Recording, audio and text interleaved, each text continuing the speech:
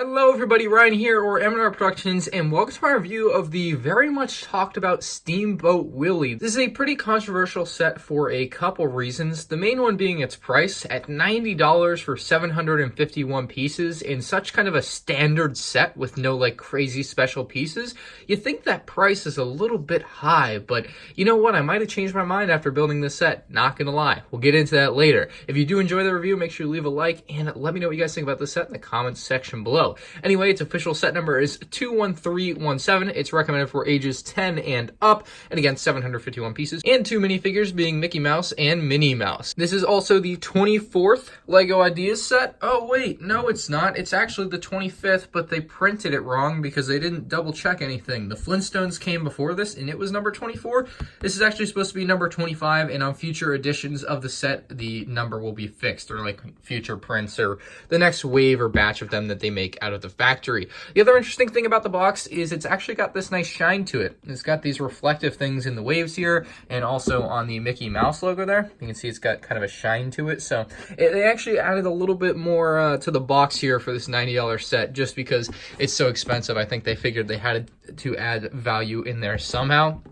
The back of the box just kind of shows off the features of the set, as well as like a little film reel type thing with the ideas projects down there.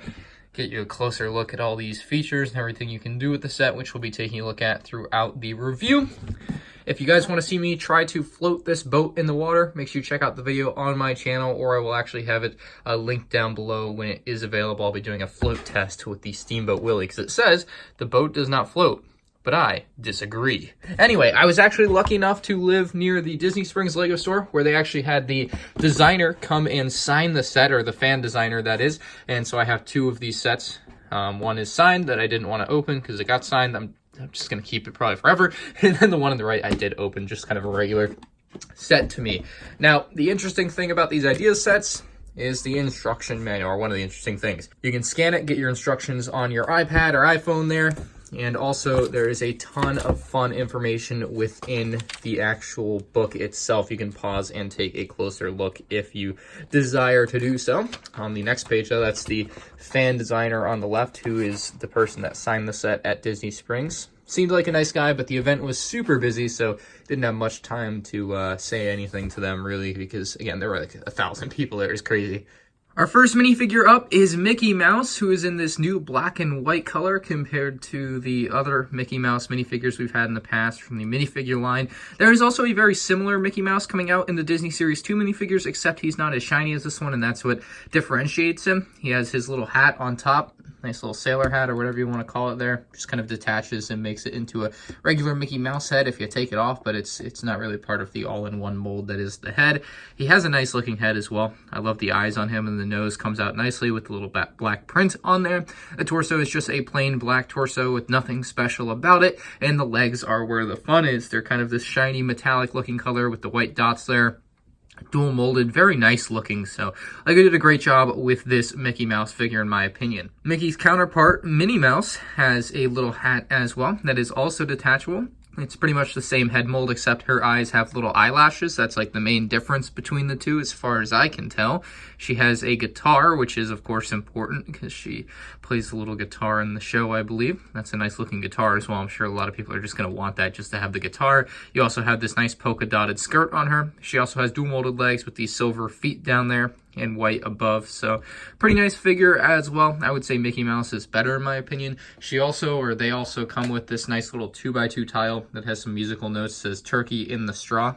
Sorry, it took me so long to get up there, but that's what that looks like. You can have Mickey hold it or Minnie hold it, however you want to do it. So pretty straightforward as far as the minifigures go. You also do get Mickey Mouse's Parrot. I'll just throw him up here really quickly. It's, you know, it's small. It's nothing super special, but it is included in the set. I believe it's exclusive to the set. I don't think it's going to be in anything else, unless it's an accessory in the minifigure line, but I don't quite remember.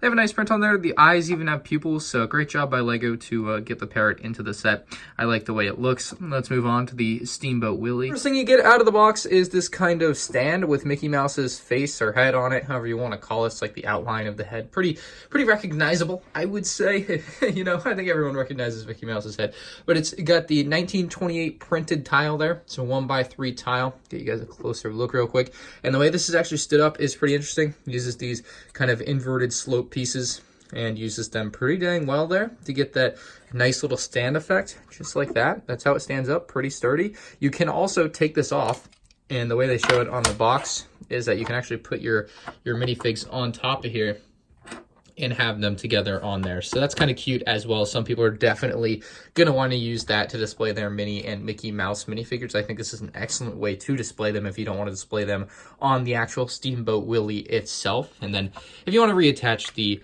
little stand here, it's pretty straightforward. You literally just put it back on and you are ready to go again. I actually find that building technique to be very interesting, as simple as it is.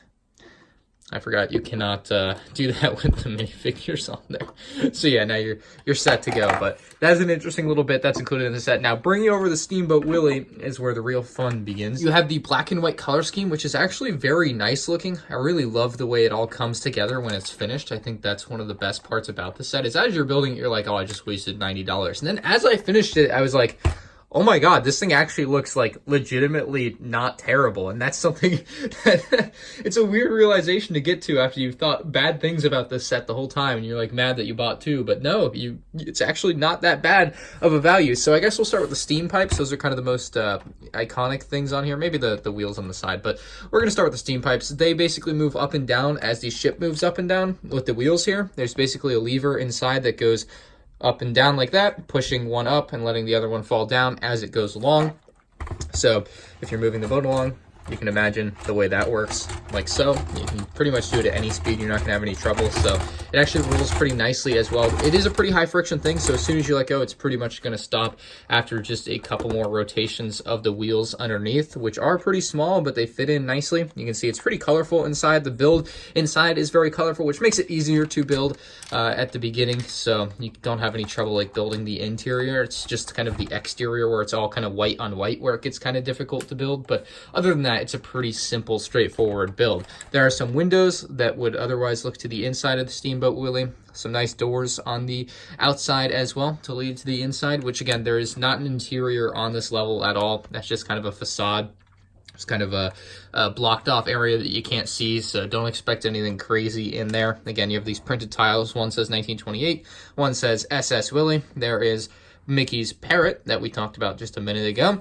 At the front here, you have a flag, which is going to indicate the direction of the wind, or at least as best it can with the boat moving that direction. So it's pretty much always going to point back towards the boat. But hey, what are you going to do? You do have that, maybe if you're sitting in the harbor or whatever. But the other interesting thing is here, I believe these are like the whistles or whatever, but if you can pull this off, you are going to find that this boat actually does have some degree of an interior. That was not supposed to come off. That's odd. But the boat does have an interior. There is, I think this is the bell, so I don't know what the other things are, but there is a bell inside right there. That's supposed to be a bell. Obviously, you can ring it, I suppose, and have it go back and forth. Maybe that's good for stop motion, but obviously not too much of a legitimate play feature as it comes out into my hand there. You're going to find that the interior has a steering wheel, which doesn't actually steer the boat, but moves pretty well. I actually like the design of that a lot, but you can also use your Mickey Mouse minifigure and place him in there on that light gray plate down there.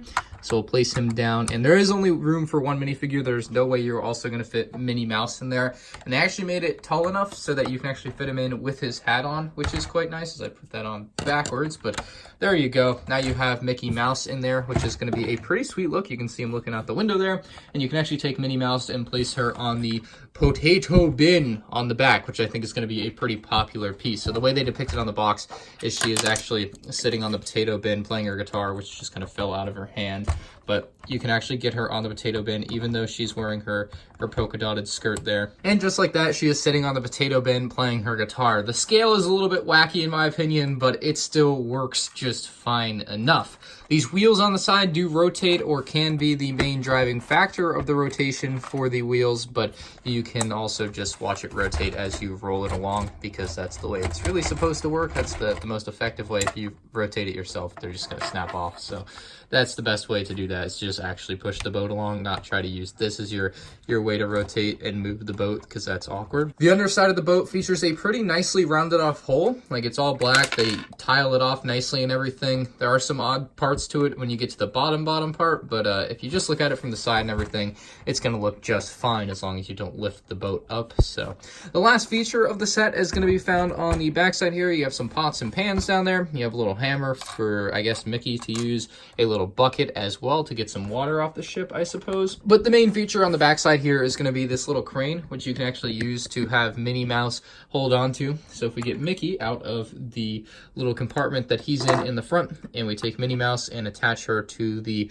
little hook there, you'll see what I'm talking about as far as this feature goes, because basically on the back of the box they show Mickey Mouse holding on to this little thing here, and he's really got nowhere to stand. I suppose he could stand there, but he's like holding on to this little thing, and then Minnie Mouse is actually going to be holding on for dear life onto the hook, which her hand can hook into, so she can actually hold on to that pretty nicely. The string does kind of overlap. It's a little bit tough to get these strings down to size when you're actually tying them on. They're one of the most annoying things I've ever seen in a Lego set, so if you do want it to look clean on the end there, you just take some scissors and cut that off. That's going to be a much cleaner look for your set on display now without that distracting string hanging off the end. So with Minnie Mouse attached and everything else out of the way, we can actually use this crane the way it was supposed to be used, because obviously if it's on the table, you can't really get her very far down. Like, that's about all you're going to get out of that feature. But if you pull her off the table, you're actually going to get a little bit more fun with this. So if we move this to the edge, you can see she starts to hang off. And again, this is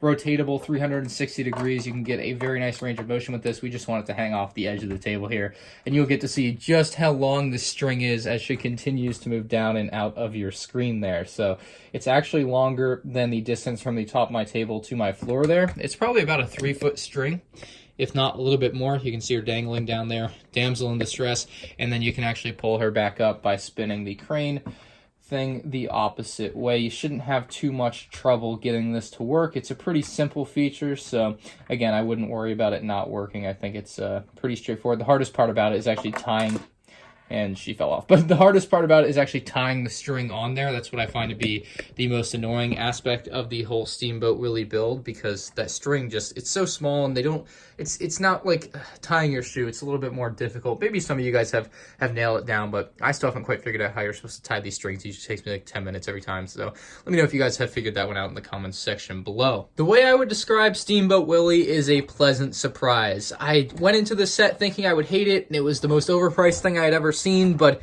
it's, I mean, obviously it's got the Disney tax there, but oh my goodness, this set actually was like surprisingly not terrible, and that's the way I'm going to describe it. It is surprisingly not terrible. You also get a teal brick separator, I guess, so that's cool if you need more of those. Anyway, the box is nice. You got all that silver on there, which is, you know, just a nice touch for the box. Of course, on such an expensive set, you would expect a premium packaging, so props to Lego for actually getting that in there. Let me know what you guys think about this one in the comment section below, but I'm going to give it a score of an 8 out of 10. Like I said, it's pleasantly surprising. If you're a Disney fan, you're going to love it. This set probably won't go on sale, so $90 is probably the price you're going to have to pay. I would be surprised if you ever do find this set on sale. Maybe double VIP points would be your best bet, but other than that, that's probably what you're going to have to pay. And $90 is a tough pill to swallow, but if you're a fan of Disney or Steamboat Willie in general, you're probably going to have no problem paying it, because once you build this set, you actually realize it's not that bad. Anyway, if you did enjoy my review of the Lego Ideas Steamboat Willie, let me know with a like on the video.